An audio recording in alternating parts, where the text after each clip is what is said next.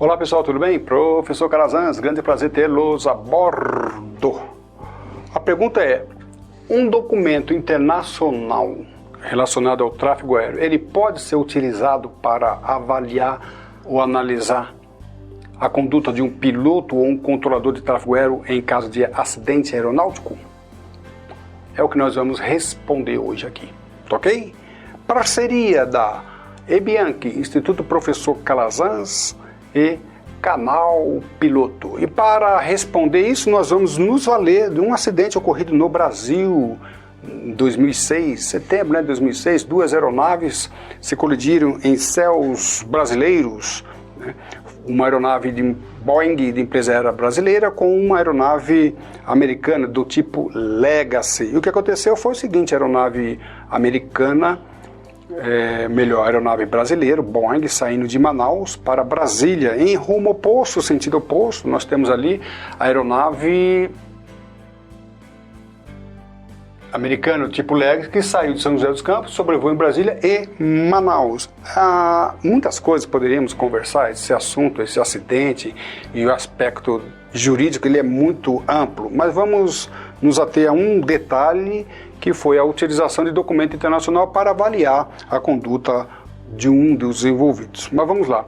O ponto principal é que a aeronave voaria em 3 níveis diferentes, tá ok? Voaria em 3 níveis diferentes e, contudo, na autorização, o controlador autorizou apenas um nível. Clear to Eduardo Gomes, flight level 370. Então a aeronave voaria no primeiro trecho em uma aerovia no nível 370, segundo trecho uma outra aerovia no nível 360 e no último trecho mudaria no 380. Então a aeronave voaria no quesito vertical, voaria em 3 níveis diferentes e recebeu do controlador de tráfego aéreo a autorização referente apenas a um nível. E aí vamos lá. Então a aeronave preencheu 3 níveis, ok? E recebeu do controlador apenas um nível de voo.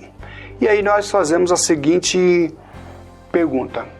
E vamos analisar aqui apenas a conduta do controlador de tráfego aéreo na autorização.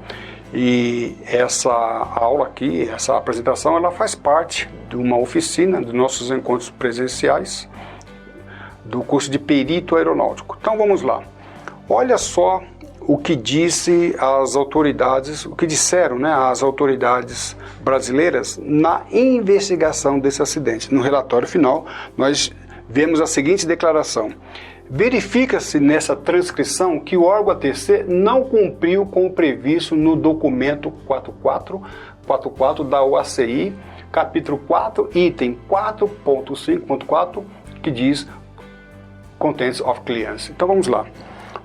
A autoridade aeronáutica, ela se valeu de documentos nacionais também, mas a pergunta é, a autoridade aeronáutica que realizou a investigação declarou isso no relatório, dizendo que o piloto não cumpriu com o previsto no documento 4444. A pergunta é, ela se valeu de um documento internacional, documento 4444, para dizer que o controlador não cumpriu com tudo aquilo que deveria cumprir.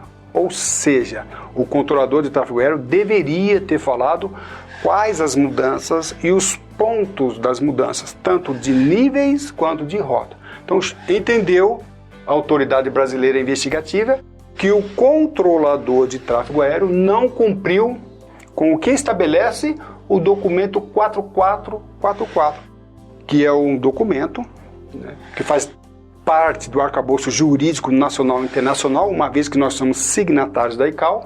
Então, o que quer dizer? Procedure for Air Navigation Service, ou seja, existe um documento que tem vigor dentro do país, nosso país, embora não seja de origem nacional, mas de origem internacional, e ele se valeu. Aí nós fazemos a segunda pergunta.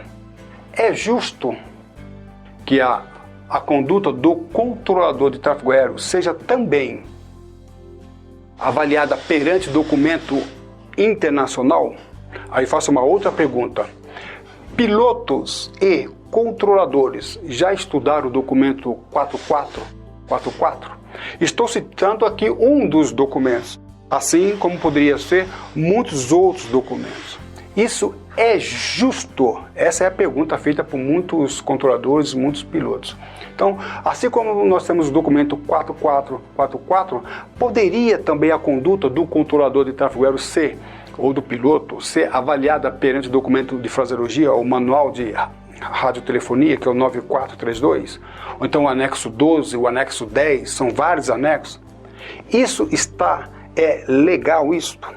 Essa é a nossa pergunta que nós vamos responder. Contudo, nós precisamos entender que dentro do arcabouço jurídico nós temos o artigo 1º do Código Brasileiro de Aeronáutica, vigente à época do acidente, diz que o direito aeronáutico é regulado pelos tratados, convenções e atos internacionais de que o Brasil seja parte, por esse código e pela legislação complementar. Então nós entendemos, nós já estamos agora partindo para o direito aeronáutico, não apenas regulamento, que diante de uma concepção jurídica não tem nada de errado as autoridades investigativas utilizarem o documento internacional para avaliar, analisar a conduta do controlador. O que é estranho no nosso Brasil é a formação. Tem uma coisa incoerente, está em descompasso, não é o fato das autoridades analisarem perante um documento internacional. O que é problema é que a pergunta é, na formação do controlador, na formação do piloto, eles estudam? Será que existe alguma regra que esteja em documento internacional que não está contemplada em regulamentação nacional? É possível sim, e nós podemos ver isso no nosso curso e também nos nossos livros. É possível sim. Se existe uma regra, não é o caso aqui, tá? Mas se existe uma regra que não é contemplada em legislação nacional, quer dizer que as autoridades podem se valer delas para avaliar a conduta? Sim, se uma regra não é contemplada no documento nacional, mas faz parte de um documento internacional aceito no Brasil pelo fato de sermos signatários, já foi feito isso outras vezes e aqui nós temos mais uma comprovação. Esse caso ficou tão assim emblemático que as autoridades americanas que acompanharam a investigação no Brasil fez uma importante declaração, né?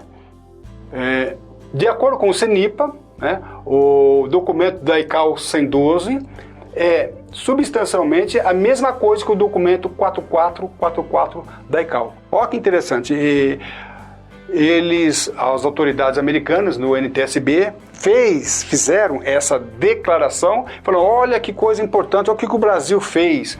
Ele equiparou o documento 4444, que é o procedimento para o Serviço de Navegação Aérea, à ICA 112. E não fez nada de errado, não tem nada de incoerente nisso. Daí, eu faço um convite para que você conheça os nossos cursos de princípios e fundamentos do direito aeronáutico e também de perito aeronáutico, embora essa aula especificamente ela seja uma oficina, é um estudo de caso que nós vamos fazer no nosso curso de perito, e nós vamos ver como é que isso funciona e você pode e vai se surpreender com algumas coisas relacionadas ao direito aeronáutico aplicado ao tráfego aéreo que nós desconhecemos e não podemos mais desconhecer. Para maiores informações, faça contato com o professor Calazans, onde teremos o maior prazer de apresentar o nosso curso de perito, de direito aeronáutico, fraseologia e teste ICAO. Para mim, professor Calazans, foi um grande prazer tê-los a bordo. Um aeroabraço e tudo de bom.